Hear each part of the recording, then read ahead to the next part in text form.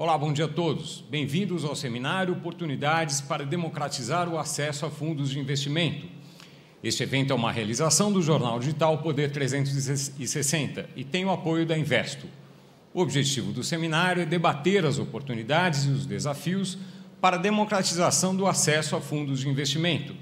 Este encontro está sendo realizado de forma presencial em Brasília e transmitido ao vivo pelo canal do Poder 360 no YouTube.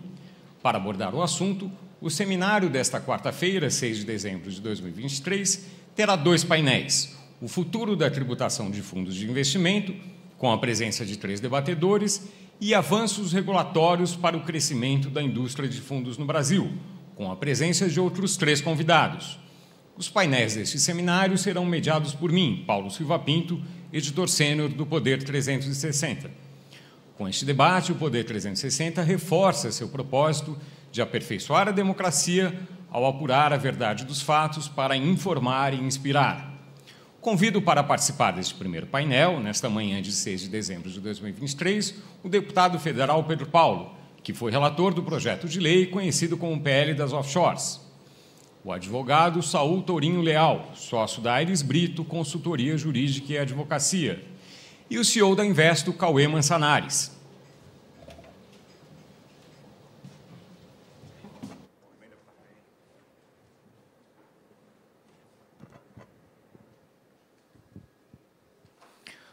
Obrigado por terem aceitado o convite do Poder 360 e da Investo para essa conversa sobre fundos de investimento. Cada participante aqui terá 5 minutos para suas considerações iniciais e a isso se seguirá um debate de 50 minutos. Deputado Pedro Paulo, por favor, eu começo pelo senhor, o senhor tem 5 minutos.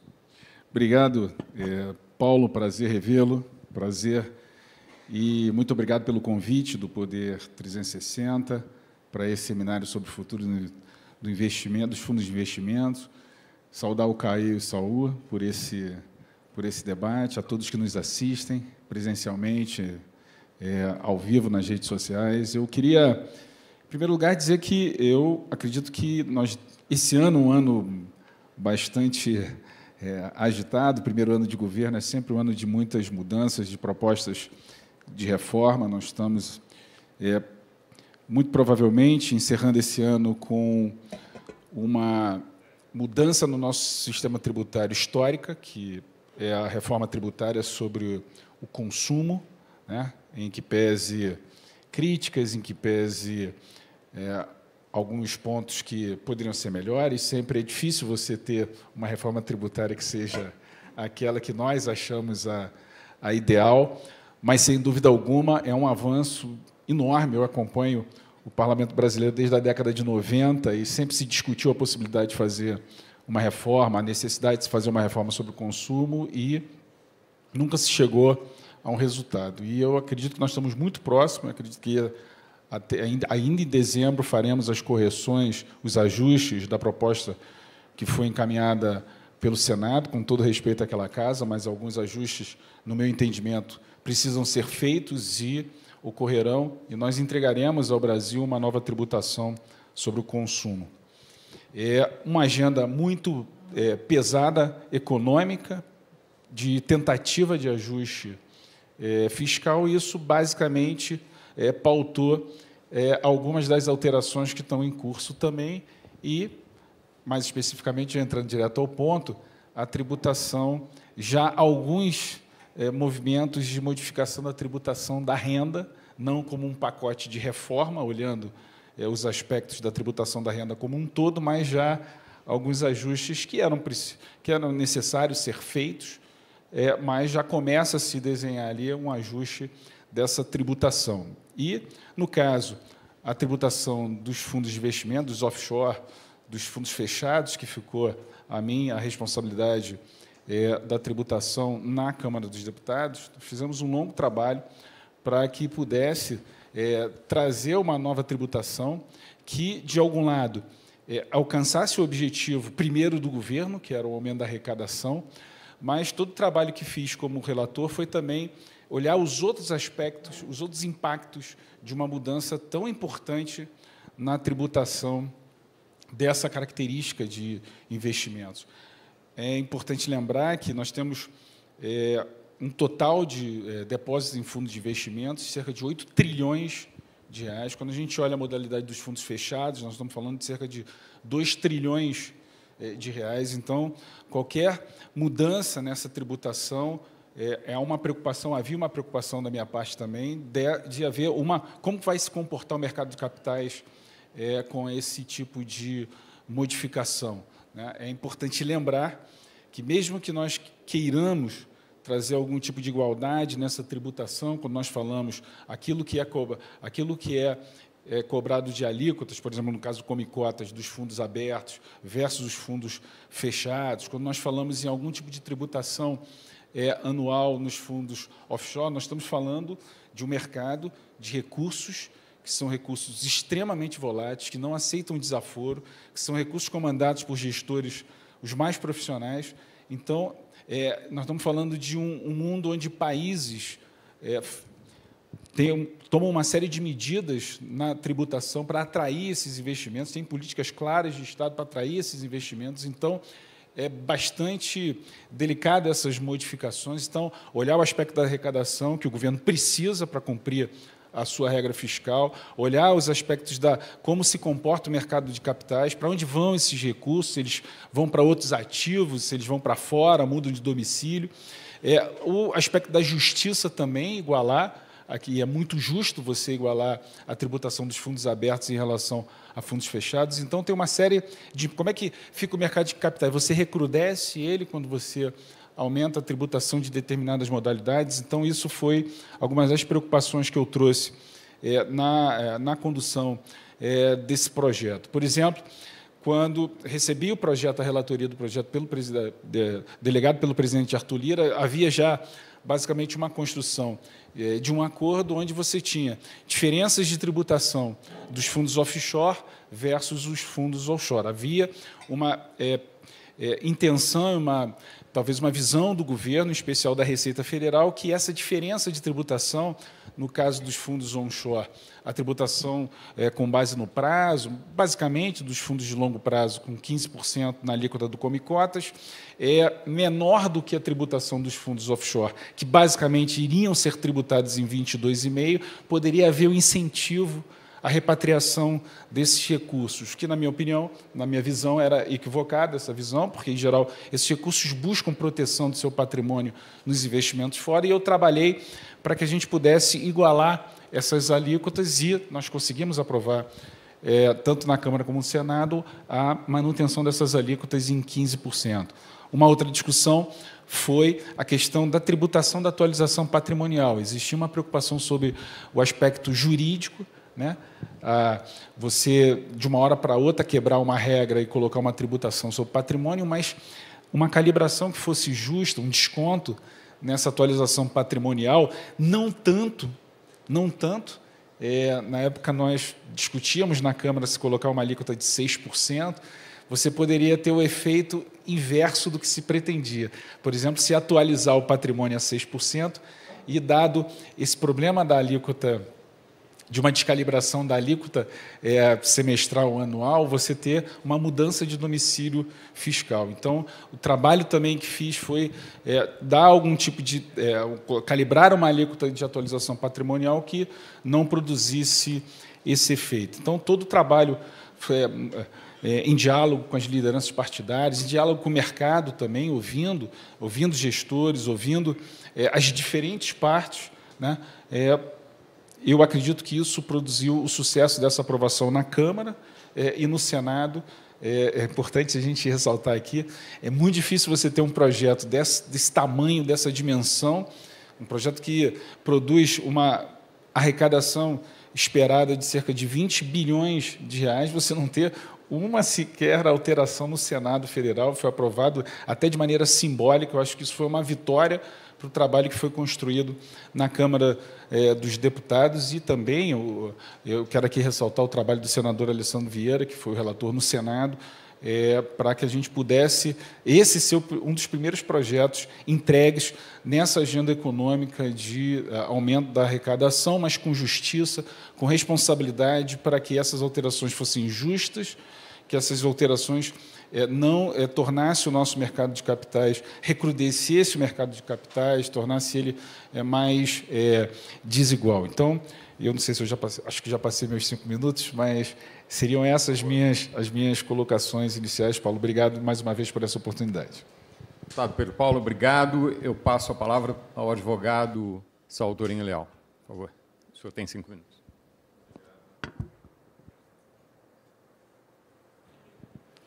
Bom, muito bom dia. É um privilégio estar na companhia de todos vocês e cumprimento todos os meus colegas de painel e o faço na pessoa do deputado Pedro Paulo, que tem desenvolvido um extraordinário trabalho na Câmara dos Deputados, tudo que diga respeito a temas essenciais ao nosso tempo, à luz do que o nobre parlamentar acaba de dividir conosco. Passo seguinte na discussão desse primeiro painel relativo ao futuro da tributação do Fundo de Investimento, eu já tomo a liberdade, Cauê, de dar um passo seguinte, tratando muito brevemente, abrindo esse painel, do que venho chamando de tratamento constitucional da tributação dos fundos ETF de renda fixa, lastreados em ativos indexados à taxa Selic. Me parece que aqui há um grande debate colocado, e um debate que precisa começar e terminar pela Constituição Federal. Claro, sabemos que sempre que tratamos de inovações, temos regramentos legais, temos regramentos infralegais, mas, ao lado da Constituição, estamos sempre em boníssima companhia. E para conversar a respeito do tratamento constitucional da tributação desse fundo específico, o Fundo ETF de renda fixa, me parece necessário introduzir e compreendê-lo como sendo um tipo de iniciativa do mercado profundamente realizadora do princípio republicano e profundamente realizadora do que temos chamado de Estado fiscal. O princípio republicano, na acepção da palavra, cuidado com o que é do povo, cuidado com a coisa pública, e Estado fiscal, na lógica cotidiana, deputado Pedro Paulo, vivencia isso em sua atividade, de arrecadar para poder gastar, e gastar com cuidado, porque, no fundo, o dinheiro é sempre dos contribuintes. A partir disso, Cauê, nós temos uma Constituição que também é tributária. É tributária porque fala em isonomia. Isonomia é promover distinções a quem são distintos. Uma Constituição que fala em legalidade tributária, não permitindo que portarias ou a interpretação de atos normativos secundários se sobreponha ao que diz a lei, se sobreponha ao que diz a Constituição, e ainda por cima, que promova um tipo de interpretação que, no limite, termine quase sendo confiscatória, né, proibitiva de verdade. Eu acho que essa é uma temática que também dialoga necessariamente com a própria concepção de sistema financeiro. Falo aqui na feliz companhia de alguém que tem uma extraordinária contribuição ao país, o professor Gustavo Loyola, que está conosco aqui, e que, portanto, tem esse sentimento de que o sistema financeiro, à luz também da Constituição Federal, ele tem propósito, ele não é um fim em si mesmo. A Constituição diz que sua finalidade é promover o desenvolvimento equilibrado do país e servir aos interesses da coletividade. Olha, eu tenho um comando constitucional que diz que o sistema financeiro se presta a servir aos interesses da coletividade. E, de repente, recebo, Cauê, tive acesso a isso, um material que me diz, veja, deputado Pedro Paulo, crescimento do número de CPFs investindo em ETFs de 20 mil em 2016 para esse ano, sai de 20 mil para esse ano, 520 mil. é o nascimento de uma cultura de investimento que serve ao interesse da coletividade, que precisa ser incentivado e que encontra na tributação, por meio da chamada extrafiscalidade, uma indução de comportamento capaz de promover ainda mais. Por isso que, sem esgotar o tema e sabendo que teremos um rico debate na sequência, eu já me adianto em pequenas colocações no que diz respeito à intenção, deputado. Isso, o Judiciário tem feito mais e mais isso. No momento de interpretar dados atos normativos, ele vai ao processo legislativo numa tentativa, mesmo falha, de tentar entender o que queriam os parlamentares, o que visavam os parlamentares, para que o intérprete não se coloque no papel de norma, para que o intérprete não se coloque no papel de legislador. E aqui, em particular, quando falo da medida provisória 651, você vai na justificação da medida provisória, vamos ter a oportunidade no debate adensar isso. Isso aqui está em aspas, em aspas. Qual o objetivo desse ato normativo? Qual o objetivo dessa legislação? Lá está escrito: geração de cultura de investimento de longo prazo.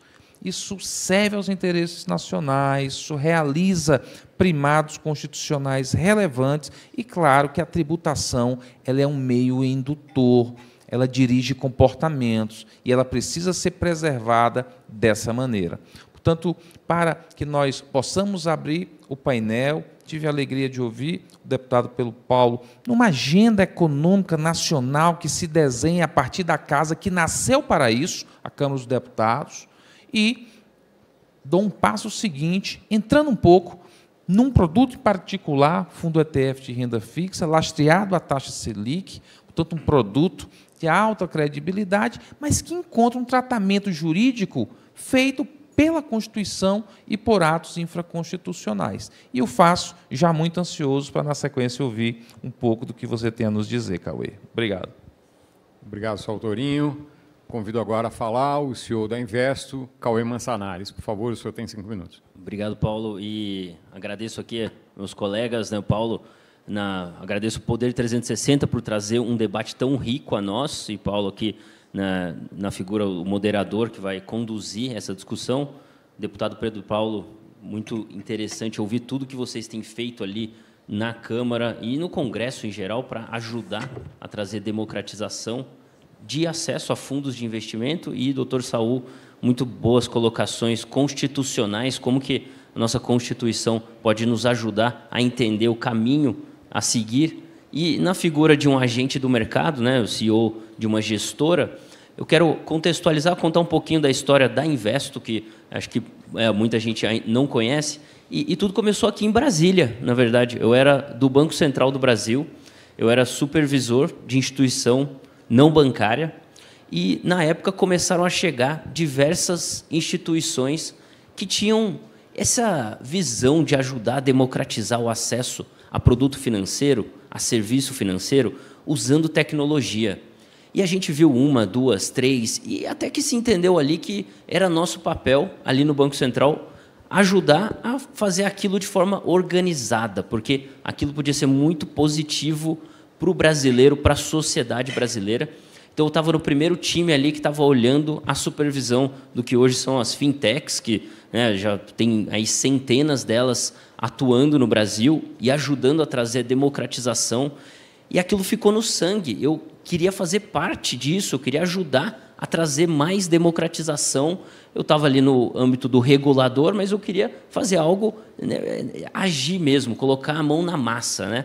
Acabei saindo do Banco Central, fui para os Estados Unidos, trabalhei com investimento em fundos de venture capital no Vale do Silício, aprendi muito sobre como era feito nos Estados Unidos, como que as empresas estavam sendo criadas, crescendo e trazendo mais acesso.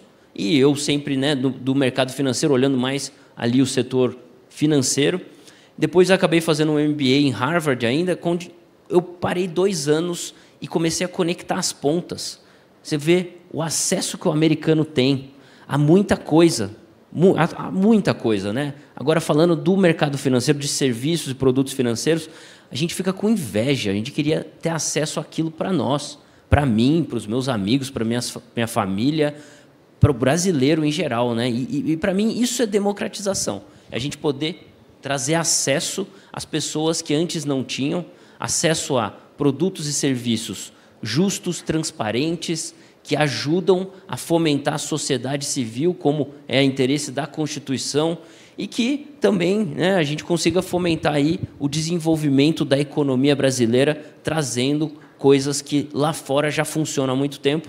E esse foi o caso dos ETFs. Eu me apaixonei por esse tipo de produto, um segmento que cresce aceleradamente mundo afora. Só nos Estados Unidos, hoje, 1/4 de todo o capital investido já está em um tipo de produto, uma classe de produtos, que são os ETFs. Então, você imagina, né, um mercado enorme que é o mercado americano, 25% já está alocado em somente um tipo, um veículo. Isso não era verdade há 20 anos atrás. E é um veículo de investimento que representa a democratização, é acesso, é transparência, é você cobrar taxas baixas, é você dar acesso a todo mundo de forma igualitária e não fazer diferenciações. Então, aquilo acendeu algo na minha cabeça e eu conectei as pontas e falei, bom, é hora de agir, vamos fazer uma empresa para ajudar a desenvolver o mercado de ETFs no Brasil. Os últimos 2 anos e meio, estamos com a Investo operacional, a gente já tem aí milhares, né, já passa de 45 mil investidores que usam somente os nossos produtos, mas o mercado de ETF, como bem colocou o Dr. Saul, saiu de 20 mil para hoje quase 600 mil já, 520 mil no final do ano passado, esse ano continua crescendo, e é um mercado que ajuda com liquidez, ajuda com transparência e ajuda a fomentar e desenvolver o mercado de capitais em geral. E, sem dúvida, tributação é algo que sempre surge, porque vamos colocar um mercado novo que a gente está desenvolvendo. Imagina que a gente entrou aí no mundo novo e, logicamente, vão ter coisas que ainda não foram descobertas, que ainda tem as arestas para a gente aparar, ou aquele ponto escuro que a gente tem que colocar uma lanterna e dar mais clareza para a sociedade de como funciona. Então, eu vejo o mercado de ETFs como esse mercado. A gente entrou em uma sala, tem algumas coisas que estão mais claras, algumas coisas que estão à vista, e algumas coisas a gente tem que aparar arestas e tem que colocar luz para que a sociedade possa entender e a gente possa fazer esses investimentos de forma eficiente e o mercado possa se desenvolver de forma eficiente. E tributação é um desses pontos. Então, o evento aqui, para a gente colocar uma lanterna e jogar mais luz em alguns pontos, sem dúvida, é mais uma peça ali no quebra-cabeça para a gente desenvolver esse mercado. Então, fico muito feliz de poder participar e trazer minhas contribuições. E agradeço aos ouvintes e aos telespectadores aí que estão nos acompanhando online e quem está aqui presencialmente, porque é um tema muito interessante e fico feliz de poder contribuir. Obrigado, Paulo. Obrigado, Cauê Mançanares. Para começar o debate do painel O Futuro da Tributação de Fundos de Investimento, eu informo que as perguntas serão direcionadas para cada convidado, que terá 3 minutos para a resposta.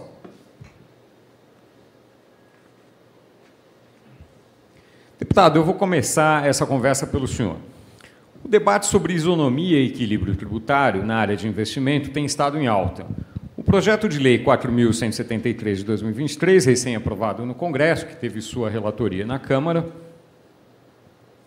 altera a tributação dos ativos financeiros no exterior, pertencentes a pessoas físicas residentes no Brasil. Quais os principais impactos para os investidores que escolhem aplicar nos fundos estrangeiros?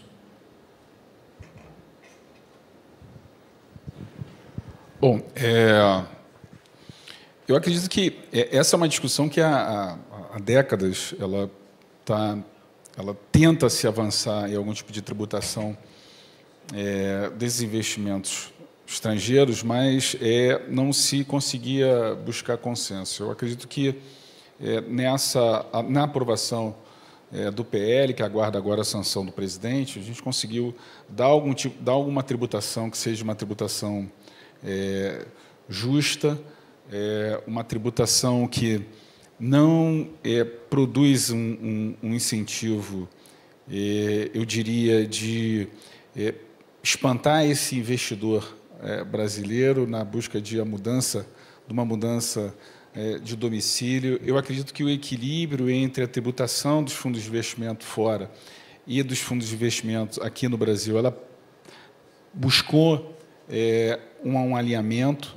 Então, eu não tenho nenhuma dúvida que essa foi o desejo do legislador, né, na busca de uma calibração, se buscar uma calibração ótima, para entendendo a necessidade de se trazer isonomia, que existia uma diferença que não difícil de se explicar, ter tributações distintas entre fundos abertos, fundos fechados, fundos no exterior não ter tributação, o contínuo diferimento dessa tributação. Então, eu acredito que isso foi algo que busquei fazer nessa calibração desse investimento. Porque toda preocupação que se tem sempre é qual é a tributação que não produz a erosão de base, porque também entendendo o desejo do governo de arrecadar, muitas vezes você exagera nessa calibração, a expectativa que você tinha de arrecadar X é muito menor por conta desse fluxo que existe desse capital. Nós temos, por exemplo, no rol de fundos de produtos financeiros nos fundos de investimentos, nós temos muitos fundos ainda que têm isenção tributária, né? Então, esses recursos podem rapidamente migrar numa intenção de se colocar não, vamos igualar agora, vamos botar como cota para todo mundo. E, de uma hora para outra, esses recursos saem rapidamente dos fundos fechados e vão para um PGBL, vão para um FII, um FIAGRO. Então, assim, é importante que isso seja feito com cuidado, olhando também os impactos no mercado de capitais, como é que fica essa distribuição. Eu acredito, fugindo um pouquinho da pergunta, Paulo, mas provocando um pouco meus colegas, eu acho que esse foi um passo, mas a gente ainda tem que fazer um olhar na discussão da tributação da renda sobre como está a tributação dos diversos produtos financeiros, entendendo as complexidades de cada um, mas é preciso, sim, dar uma parada, uma rearrumada, para que a gente possa, ainda mais, entendendo que é preciso democratizar e tornar o mercado financeiro mais acessível para o Brasil, para os brasileiros. A gente tem que olhar, a tributação é fundamental para isso, mas essa rearrumação da tributação dos diferentes produtos, eu acho que é uma agenda ainda pendente para o Brasil. Cauê Mançanares, como se diferenciam os fundos de investimento ofertados no Brasil daqueles disponíveis no exterior, e especialmente a respeito das regras tributárias? Esses fundos são direcionados a quais tipos de investidores?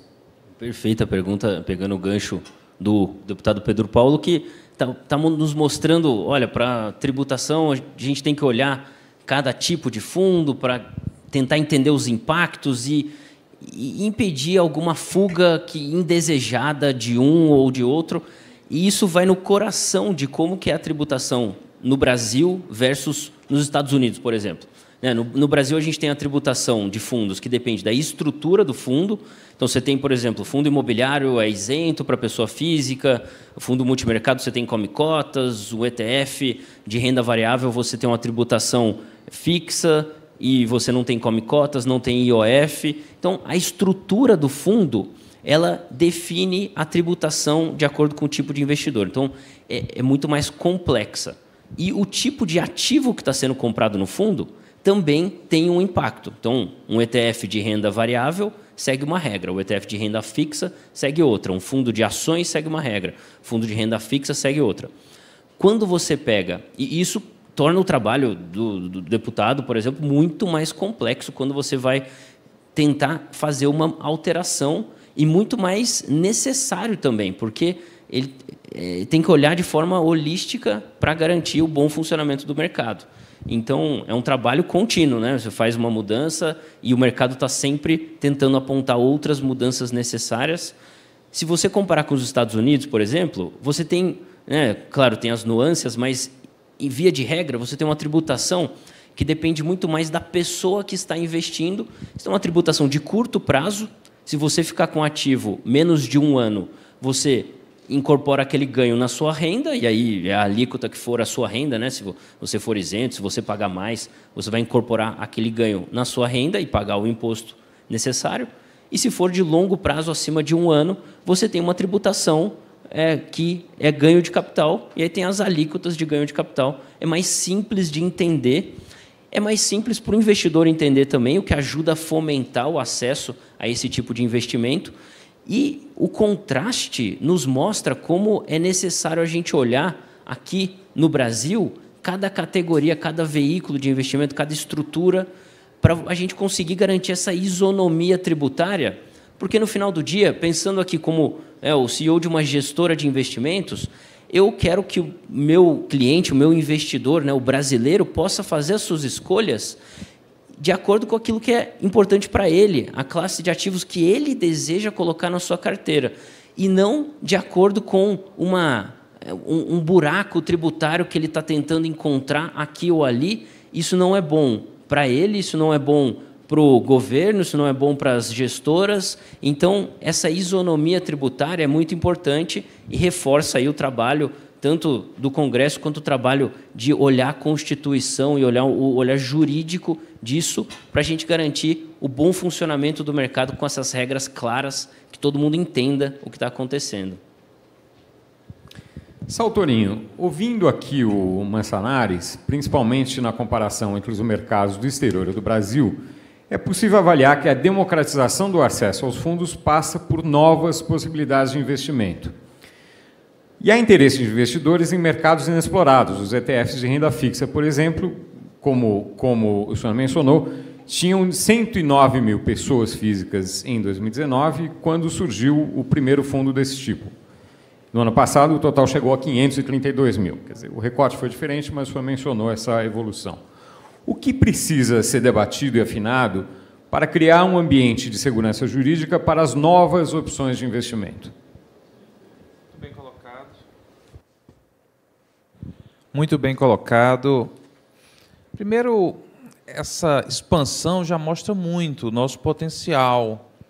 Investimento, e o mote do nosso painel diz isso, não pode ser visto como uma coisa elitista, uma coisa excludente, em que as pessoas ficam olhando à distância, sem se interessar, sem compreender, porque imaginam que só podem construir um tipo de poupança para si, para os seus familiares, quando forem muito ricas, quando o dinheiro estiver sobrando. Na vida de cada um de nós, o dinheiro raramente está sobrando. A gente faz do jeito que dá, a gente constrói as nossas próprias possibilidades. E esses números que você divide conosco, essa expansão, é algo para ser celebrado, festejado. Isso pode construir ou consolidar entre nós um tipo de cultura que não é comum, que é a cultura da poupança, uma poupança nacional, uma poupança popular. Então, entre você investir e você gastar, você opta por investir. Isso tudo eu acho que tem um propósito profundamente transformador. E as maneiras de você tornar isso mais atrativo são as mais variadas possíveis. A primeira delas é conferir um tratamento, qualquer que seja ele, que seja um tratamento dotado de segurança jurídica. Eu preciso ter um ambiente em que eu compreenda as regras. E, compreendendo as regras, eu vou conduzir as minhas decisões à luz dessas regras. Se isso for na esfera da tributação, e costuma ser quase sempre, aqui também a lógica é a mesma. Qual é o tributo que é necessário um tipo de produto desse pagar? Olha, você paga o tributo X na alíquota Y. Isso não pode ganhar ares de pegadinha, isso não pode ganhar... Isso é muito sério, de que um dia é uma alíquota, no outro dia é outra alíquota, ou depende de quem está interpretando. Não pode depender. Se depender de quem está interpretando, já está errado. Uma regra precisa ser uma regra clara, uma regra que gere baixo compliance de compreensão e que, a partir daí, você possa, claro, fazer o seu investimento. Nesse caso, em particular, o ETF Renda Física, nós temos voltado para essa questão mais e mais. Eu sempre, e faço isso especialmente por estar na presença de um congressista, eu sempre tento o caminho mais fácil.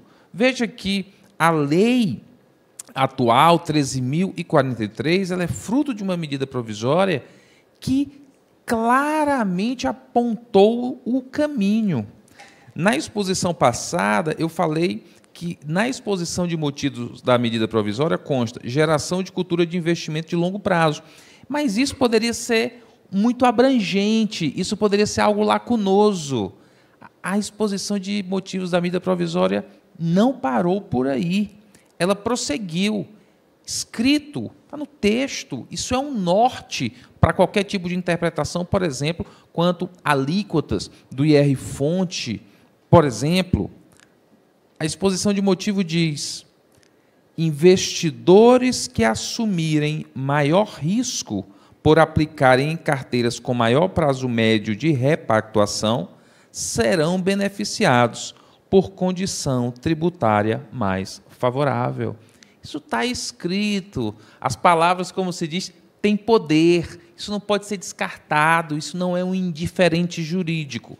Portanto, eu acho que se temos regras claras, regras que são plenamente aplicáveis, e a própria regra orienta o caminho da sua interpretação, esse é um passo extraordinário para que tenhamos segurança jurídica, e que com segurança jurídica o ecossistema do investimento ele seja um ecossistema cada vez mais amigável à população. Deputado, para além do que o Saltorinho mencionou, a legislação recente, sobretudo o PL das offshores, já aprovado, busca trazer a modernização na tributação de investimentos estrangeiros. Aí eu pergunto, essas mudanças devem abrir caminho para outras atualizações tributárias também nos fundos nacionais de investimento? Quais desdobramentos e matérias podem ser debatidos no Congresso nesse sentido? Oi, Paulo. Eu comentei rapidamente isso na pergunta anterior. Eu acredito que o novo passo é rearrumar essa tributação. Acho que precisa isso ser visto na direção da segurança jurídica, na direção da isonomia, de uma justiça tributária. Por exemplo, a gente conseguiu alguns avanços na tributação nesse PL dos offshores, por exemplo, quando a gente, ali na questão dos FIAs, nós tiramos a necessidade de classificação como entidade de investimento, que é algo que a Receita ficou um pouco ali insatisfeita com isso, mas era algo que gerava uma insegurança brutal num possível desenquadramento por um entendimento que a entidade de investimento não estaria ali respeitando a norma. Um outro avanço que nós tivemos foi na questão dos FIAGROS e dos FIIs. Você tem ali dois tipos de fundos de investimento que têm uma tributação muito favorecida, e elas foram criadas. Aqui não vale, professor Loyola, a gente discutia por que motivo lá atrás eles tiveram aquele incentivo, mas foi um incentivo completamente diferente do que tem em outras modalidades de investimento. Não à toa eles explodiram e cumpriram as suas funções de investimento. Por exemplo, os FIIs, eles montam hoje quase 300 bilhões de reais de patrimônio ao longo da sua criação. E os FIAGROS, que são mais recentes, eles já estão chegando a perto de 15 bilhões de patrimônio. Ajustes que nós fizemos no PL dos offshore. Por exemplo, nas premissas para a constituição desses fundos, você evitar algum tipo de conluio patrimonial, criar uma casca ali patrimonial para que eles não cumprissem essas funções. Quando eu coloquei no meu relatório a necessidade, um limite para 30% dos cotistas serem de uma mesma família até segundo grau, busca-se, eu sei que há dificuldade de você identificar isso, mas busca tentar fechar essas brechas. Então, eu não tenho dúvida, Paulo, que há uma série de ajustes que precisam ser feitos, porque, no final das contas, tem sempre assim, o investidor, principalmente dos grandes fundos, são absolutamente profissionais e racionais nas suas escolhas de investimento. Então, você pode distorcer o mercado, dado uma tributação muito favorecida para um segmento, para outro. Então, eu acredito que isso tem que ser visto com todo cuidado. O Cauê falou aqui, eu tive sempre uma preocupação, por exemplo, quando eu recebi o projeto inicial, nós entraríamos com comicotas, por exemplo, nos fundos que ninguém tem dúvida que são ilíquidos, que são os FDICs. Eu tirei do relatório, eu tirei da tributação do comicotas os FDICs também, com essa preocupação de você de ser injusto, de você criar distorções em fundos que têm tido sucesso na sua democratização do acesso a investimentos. Saltorinho, avançando nessa ideia do que pode mudar nas regras, para além das novas normas dos últimos tempos, que outras mudanças nas regras para impostos e nos prazos de repactuação e de vencimento poderiam aumentar a democratização de fundos de investimento, tanto estrangeiros quanto nacionais? As possibilidades são variadas, mas acho que para ilustrar, já que estamos no mote do fundo ETF de renda fixa, eu tomo como referência exatamente o fato deles serem lastreados em ativos atrelados a, por exemplo, a taxa Selic. Veja que a taxa Selic, ela é um ativo nacional, ela contribui para o Tesouro, é absolutamente regrada, com alta credibilidade, e aqui a discussão ela não pode confundir categorias que são categorias conhecidas, categorias ordinárias, categorias do nosso cotidiano, que até ontem sobre elas não residia nenhum tipo de dúvida. Por exemplo, o que é um pacto? O prazo de repactuação e o que é os juros, o que é o rendimento, que a taxa, por exemplo, nesse caso em particular, a taxa Selic.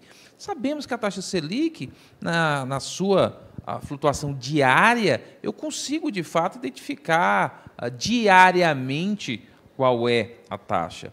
O que não confunde isso, uma vez que eu a compreendo como juros, eu a compreendo como rendimento, com prazo de repactuação, né? Um conceito jurídico em tudo distinto, um conceito jurídico absolutamente consolidado entre nós e que, dependendo da interpretação que se faça, você pode terminar induzindo, por exemplo, a um tipo de compreensão equivocada. Quando eu tenho um produto claramente de longo prazo, abertamente de longo prazo, que é bom, lastreado em algo como é a Selic, e, de repente, eu forço uma interpretação que extravasa o texto e compreendo que o que é claramente de longo prazo, se eu entender que, na verdade, Selic não é rendimento, Selic não é juros, Selic é prazo de repactuação, eu converto toda uma estrutura de investimento como sendo, para fins tributários, de curtíssimo prazo, diário. E aí eu qualifico esse produto como sendo um produto cuja alíquota, por exemplo, do IR-fonte é a mais gravosa, é a de 25%. Ora, se eu entender assim, qual a razão do esforço do legislador em colocar uma alíquotagem progressiva? Para que pensar em 15%, em 20%, em 25%, se eu, atrelando a um tipo de rendimento que é a Selic, necessariamente sempre vai ter 25%? Eu esvazio a norma, eu nulifico seus efeitos. Esse, por exemplo, é um tipo de compreensão, Paulo, que imagino poder ser definitivo para o bem ou para o mal no que diz respeito aos investimentos e o seu tratamento tributário. E tudo isso termina voltando para o começo, termina voltando para o que o deputado Pedro Paulo fala como congressista, o que Cauê fala como alguém do mercado, como eu falo como advogado. No fundo, tudo o que queremos é a segurança jurídica, tudo o que queremos é que o árbitro diga qual é a regra do jogo e nos deixe jogar.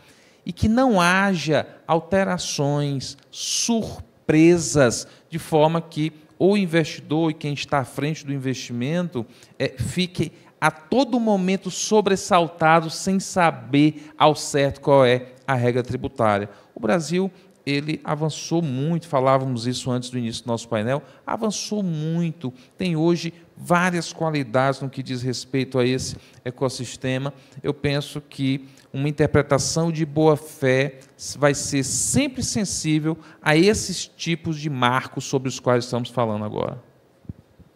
Abordando mais especificamente a questão da tributação dos ETFs, conhecidos como fundos negociados em bolsa ou fundos de índice, como foi escrito aqui no vídeo inicial, há 11 ETFs de renda fixa listados na B3 atualmente. O mercado cresce e impõe novos desafios. Cauê Mansanares, como o senhor avalia o crescimento da participação desses fundos de índice no Brasil com base na experiência no exterior? E quais os diferenciais em relação a outros fundos de renda fixa? Perfeito. E vou me emprestar um pouco da fala do deputado Pedro Paulo, que comentou, né, fundos imobiliários já chegam a 300 bilhões de reais sob gestão, e como isso é importante para o desenvolvimento do mercado brasileiro. Você olhar nos Estados Unidos, há 2 semanas, o primeiro ETF de renda fixa que acabou de passar 100 bilhões de dólares em investimento, um produto só, né, maior até do que o mercado de fundos imobiliários aqui no Brasil, para você ver a relevância que esse tipo de produto, isso é um produto, que esse tipo de produto tem lá fora. E como a gente poderia trazer isso para o Brasil se, aí emprestando a fala do Saul, se as regras estivessem um pouco mais claras para a gente poder atuar com segurança jurídica, né? Então, a gente tem um mercado que é extremamente importante de renda fixa, e quando a gente fala de ETF de renda fixa, acho que vale contextualizar o que é. É um fundo de índice que investe somente em renda fixa, né? E ele é negociado em bolsa. Então, você traz todo aquele capital que está dentro da bolsa e gostaria de fazer uma aplicação em renda fixa, você dá uma oportunidade para ele não precisar sair da bolsa, para ele não precisar sair da bolsa e entrar em um outro sistema, em uma outra plataforma.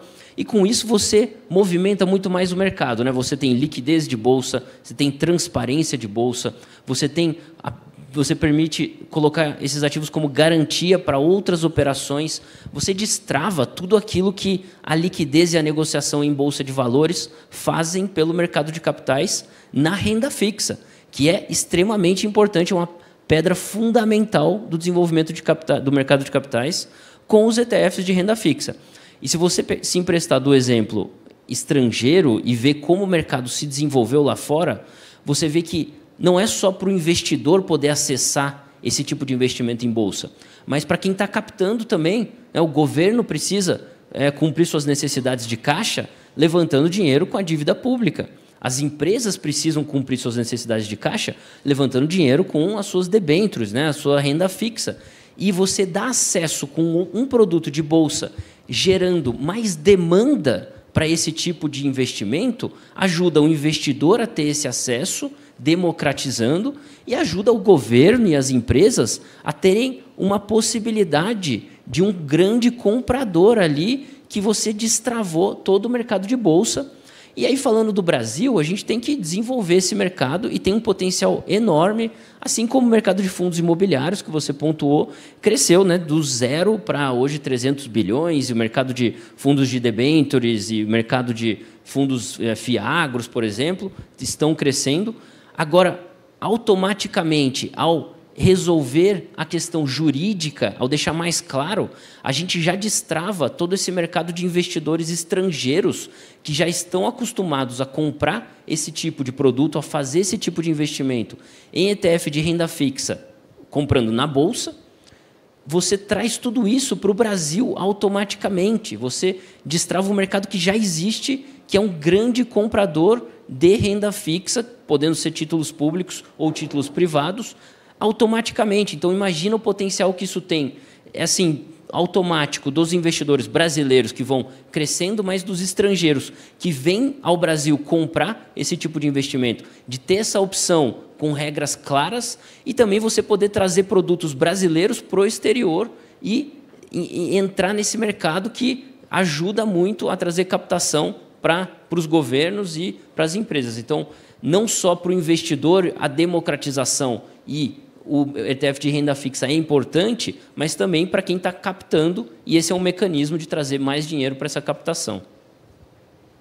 Deputado Pedro Paulo, buscando aprofundar mais essa questão dos ETFs, o PL 4.173 de 2023, que foi aprovado, aproxima as alíquotas de tributação para quem investe diretamente no exterior e quem investe no Brasil por meio de ETFs. A única diferença no mercado seria nos ETFs de renda fixa, que foram excluídos do PL no artigo 18. Nesse caso, alguns especialistas apontam que os ganhos apurados com ETFs de renda fixa no exterior ainda ficam sujeitos a uma tributação favorecida frente aos ETFs de mesma natureza, mas listados no Brasil. Quais são as peculiaridades do fundo de renda fixa e por que essa diferenciação ocorre? Olha, Paulo, é muito difícil num projeto como esse você não está sujeito a às vezes essas diferenças, essas questões, vários pontos que em algum momento a gente desejaria colocar no projeto, não se entrou. Então, eu acho que tem, obviamente, algumas brechas ainda que estão em aberto. Eu acho que ainda há espaço para reformulação, mas eu acredito que a gente vai ter aí mais rounds de discussão e de aprimoramento. Eu acho que a gente ultrapassou aí, a gente venceu uma batalha enorme na busca de isonomia, numa calibração entre essas alíquotas, principalmente olhando o mercado. A gente aproxima as nossas regras um pouco do que são os países da OCDE, onde não buscam diferenciação entre os investimentos, aqueles brasileiros que investem fora do que investem no mercado doméstico. Esse foi todo o trabalho. Agora, claro, tem ali, muitas vezes, no calor da negociação, nas discussões, ficam algumas coisas de fora. A gente trabalha para que é o possível, mas eu acho que essas adequações podem perfeitamente vir aí nesse pacote que o Brasil espera de uma discussão da reforma tributária da renda. Eu acho que aí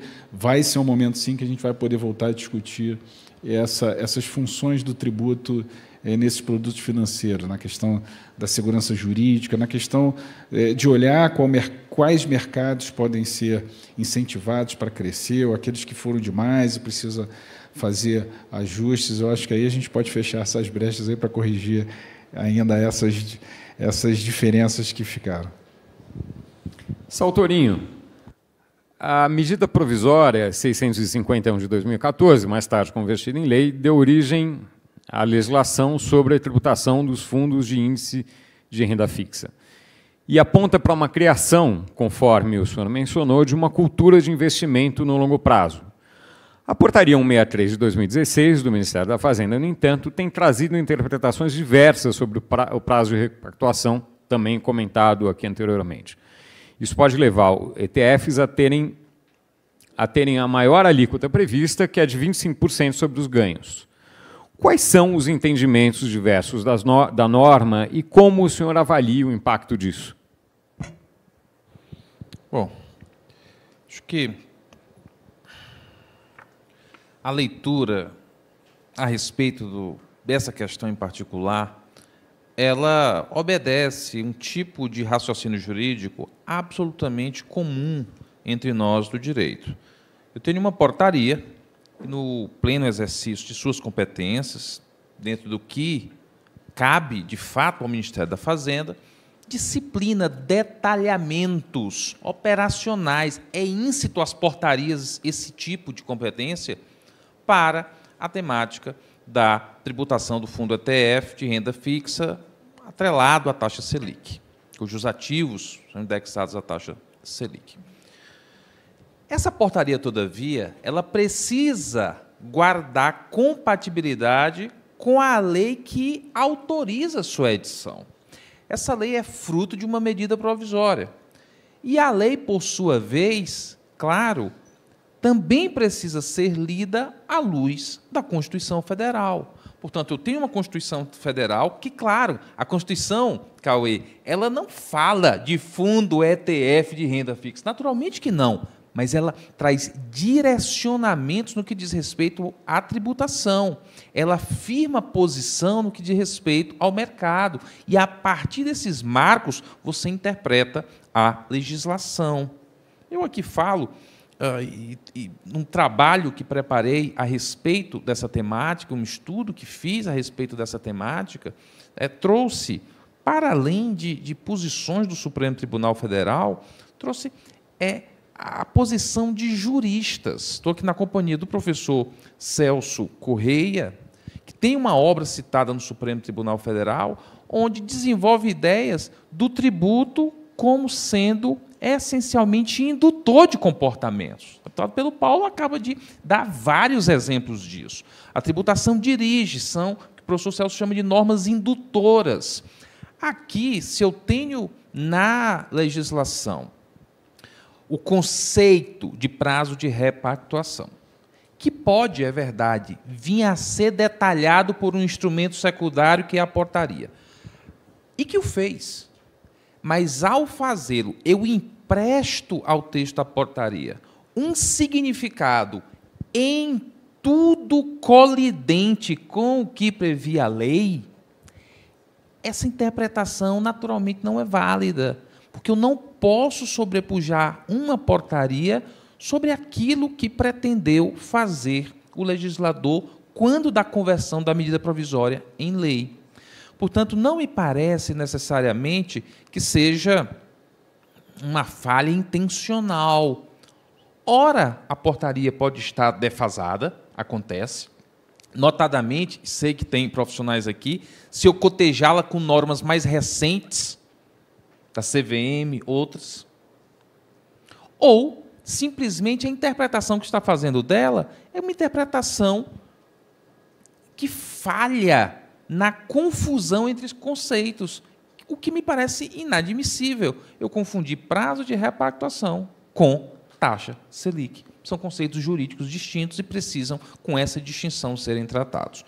Portanto, eu acho que a portaria, ela, ou eventualmente pode ter uma defasagem, isso acontece, ou, ainda que não haja, pode haver algum tipo de interpretação que desconsidere esse arranjo que fiz menção, que a portaria, na verdade, está a serviço de uma lei, e uma lei que está a serviço da Constituição, jamais o contrário. Cauê Manzanares, como a questão tributária impacta o mercado de fundos de renda fixa e de ETFs no Brasil, principalmente quando avaliamos o ponto-chave desse debate, que é a democratização desses fundos de investimento? Está aqui atrás de nós. Na sua avaliação, falta segurança jurídica para os investidores interessados nesse tipo de produto no Brasil? Perfeito. E falando como agente de mercado aqui, uma empresa que é focada, está no nosso DNA fazer ETFs, né, fundos de índice negociado em bolsa, que é o que eu consigo falar com mais propriedade, a gente convive hoje um assunto que é quente, né? Sem dúvida, a polêmica aí nesse tópico, não é à toa que você me traz para comentar um pouquinho sobre isso, que a gente tem uma interpretação de uma norma que o Dr. Saul colocou muito bem, que é a portaria do Ministério da Fazenda, que dita como você calcula um parâmetro para esses ETFs de renda fixa, que a grande maioria do mercado tem uma interpretação e quem é responsável por interpretar tem a interpretação e alguns agentes de mercado decidem interpretar de outra forma. Naturalmente, isso gera uma insegurança jurídica imensa para qualquer investidor, seja o pessoa física, seja o institucional, seja o brasileiro, seja o investidor estrangeiro. E olha só como um detalhe de insegurança jurídica, uma regra que talvez não esteja tão clara para todo mundo, consegue atrapalhar o desenvolvimento do mercado como um todo, porque isso atrapalha o desenvolvimento do mercado de renda fixa, de ETFs, atrapalha a captação, né, no caso do ETF de renda fixa, atrelado ao Tesouro Selic, né, as letras financeiras do Tesouro. poderia estar sendo um produto que está captando aí os bilhões e bilhões de dólares que outros produtos internacionais já captam, como eu dei exemplos aqui, mas a gente ainda tem uma peculiaridade de falta de insegurança jurídica que atrapalha o desenvolvimento desse mercado. Então, a gente busca sempre, no âmbito dos investimentos, diminuir riscos. E o risco jurídico é algo que não deveria estar presente quando a gente fala de um investimento. E isso é muito importante, que a gente consiga ter essa isonomia, mas também ter essa clareza na tributação, né?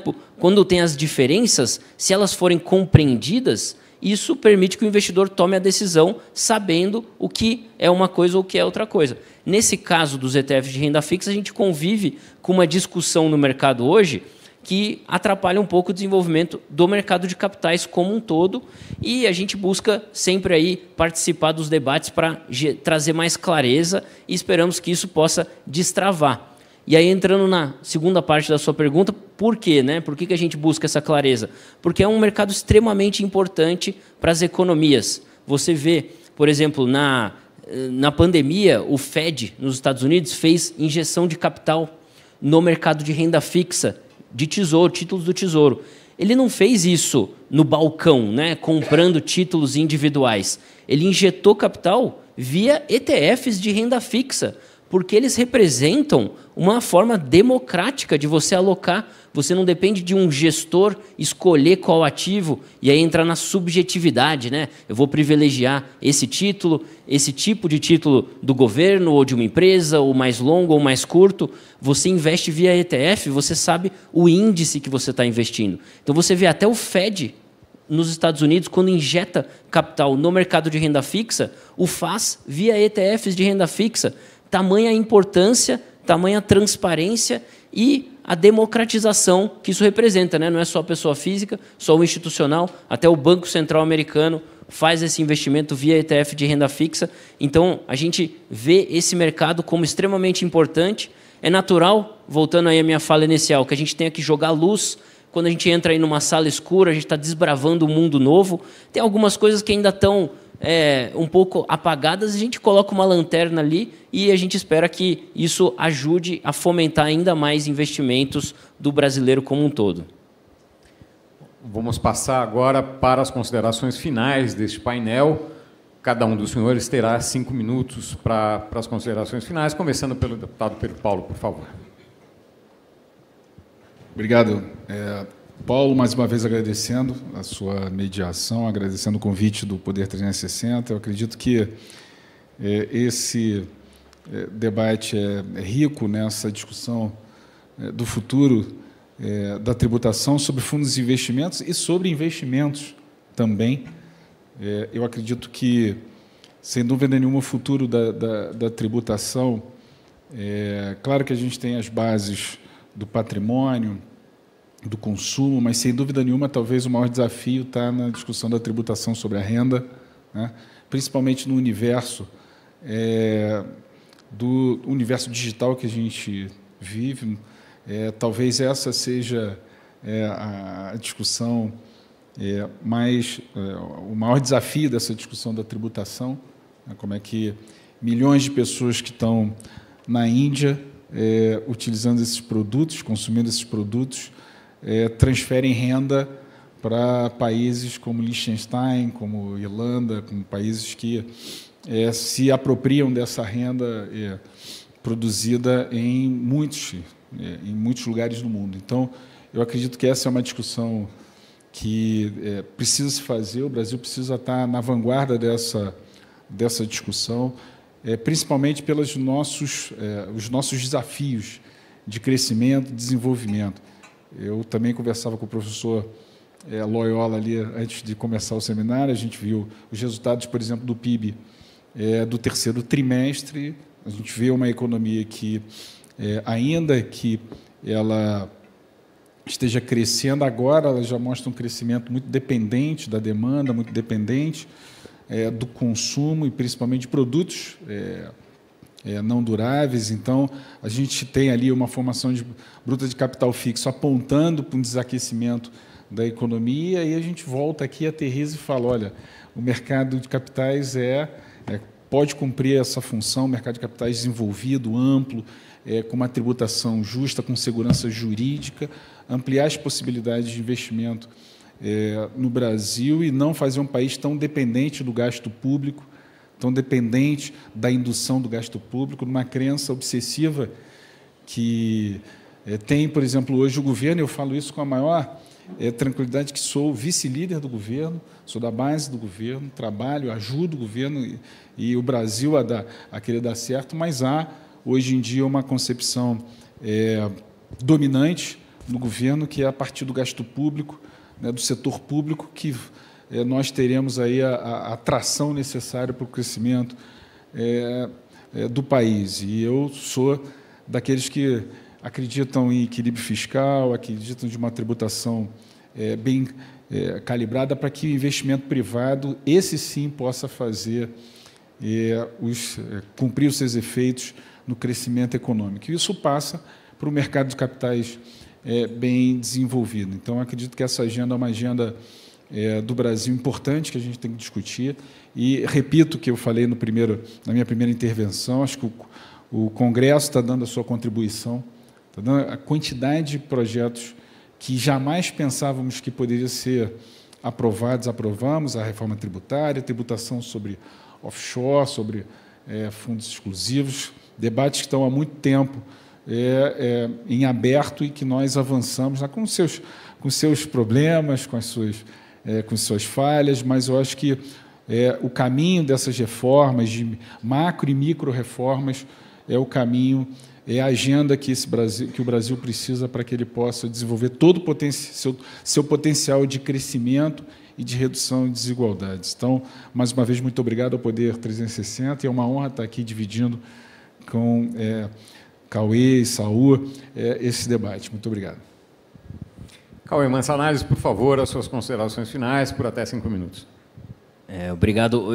Eu quero começar falando da função social do mercado de capitais bem desenvolvido, né? Porque quando a gente fala de ajudar a desenvolver o mercado de ETFs, de ETF de renda fixa, ou do mercado de capitais como um todo, a gente está falando de algo que ajuda a sociedade brasileira, né? No caso do mercado brasileiro, porque você cria a cultura de investimento, você cria a cultura de investimento de longo prazo, você permite que as famílias consigam ter acesso a coisas que as outras gerações não tinham, porque o investimento ajudou elas a participarem do crescimento das economias do Brasil ou do mundo como um todo, e isso tem um poder muito grande para o povo brasileiro, para a sociedade como um todo. Então, quando a gente fala de fomentar e desenvolver mercado de capitais, é importante saber que a gente está falando de ajudar a sociedade brasileira a se desenvolver.